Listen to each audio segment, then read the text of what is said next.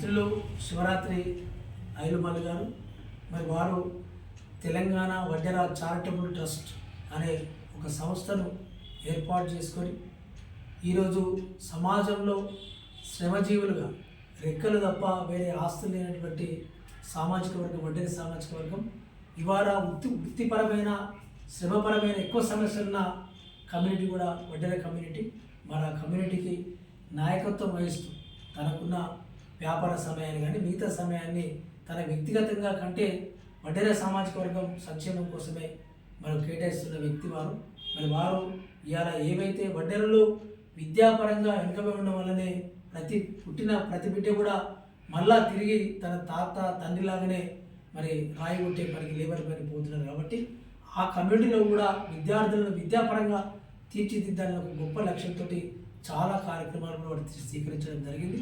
మరీ ముఖ్యంగా ఇలా భవన నిర్మాణ రంగంలో మరి ఒక వృత్తిపరమైన రంగం ఉన్నటువంటి వడ్డెర వృత్తికి ప్రభుత్వం ద్వారా 60,000 మందికి లేబర్ గుర్తింపు కార్డులు అందించి మరి ఏదైనా ప్రమాదవశాత్తు వారికి వృత్తిపరంగా ఏదైనా ఫిజికల్గా దెబ్బలు తగిలితే మరి వారికి ప్రభుత్వం ద్వారా ఆర్థిక సహకారం అందించడం కానీ ఇలా అనేక మరి సేవా కార్యక్రమాలు చేస్తున్న వ్యక్తి.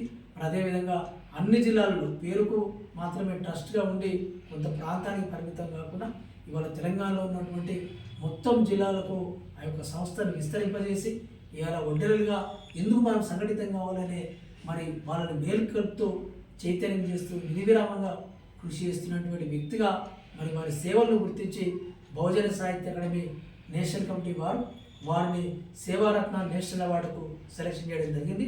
ఈ యొక్క సెలెక్షన్ లెటర్ను హైదరాబాద్లోని బహుజన సాహిత్య అకాడమీ జాతీయ కార్యాలయంలో అందివ్వగా ఈ యొక్క అవార్డును జూన్ 10వ తారీఖున మహారాష్ట్రలోని పూణే నగరం అంటే జ్యోతిబా పూలే సావిత్రిబాయి పూలే పుట్టినటువంటి గ్రామం అది.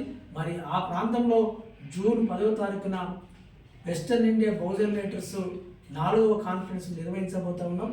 ఆ కాన్ఫరెన్స్లో మిత్రులు శివరాత్రి ఐలుమల్లి గారికి సేవారత్న నేషనల్ అవార్డును అందజేయనున్నాం. మరి వారిని సందర్భంగా బహుజన సాహిత్య అకాడమీ నేషనల్ కమిటీ తరఫున వారికి శుభాకాంక్షలు తెలియజేస్తాము.